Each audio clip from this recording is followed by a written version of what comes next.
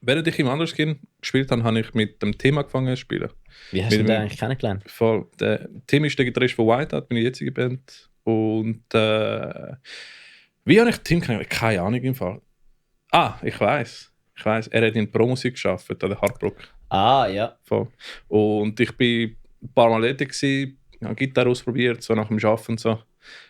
Und ich habe nachher gedacht, du spielst eine Band, sehr cool. Er hat damals eine Band namens Masks of Faceless.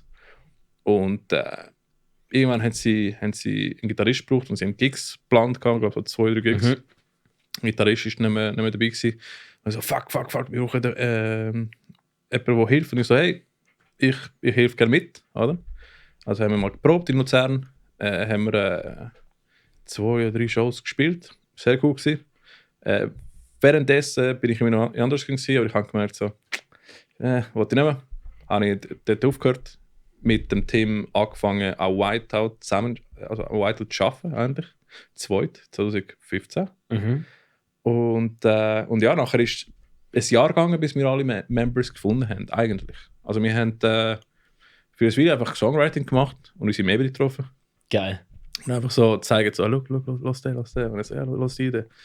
Und dann haben wir coole Ideen können sammeln in dem Sinn. Wir haben meistens am Anfang Songs gespielt, die er geschrieben hat für Master Faces eigentlich.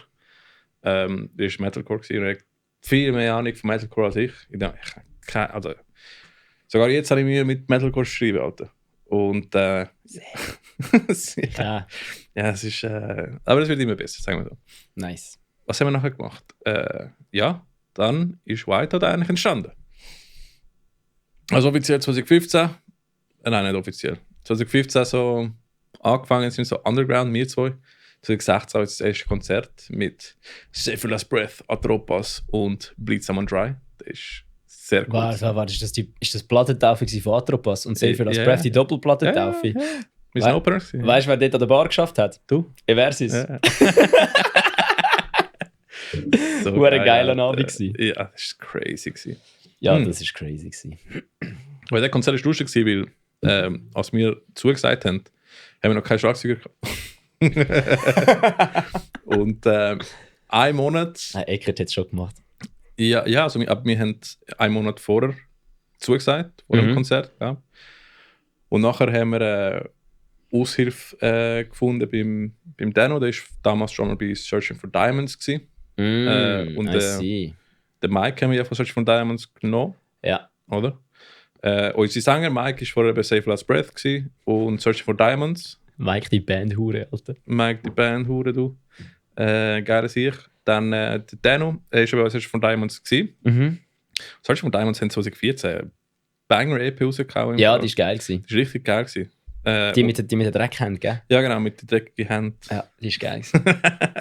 Und voll. Und dann haben wir den Micho gefunden in Facebook, unser Bassist von Bern.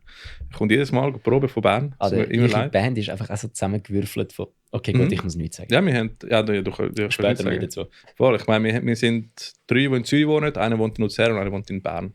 Und zum Proben treffen wir uns in Zürich. Das stimmt gar nicht, es wohnen nicht mehr 3 in Zürich. Nein, nicht mehr. Jetzt wohne ich in Baden.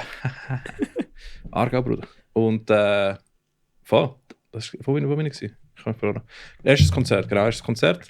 Dann hat der Dano in 2 Wochen unsere Songs gelernt. Stabil. Ja, und seitdem, das war 2016 gewesen. Das sind fast 7 Jahre, Jesus Christ, man. 7 Jahre. Aha. Ja, sick. So sind wir eigentlich zu weit geworden. Aber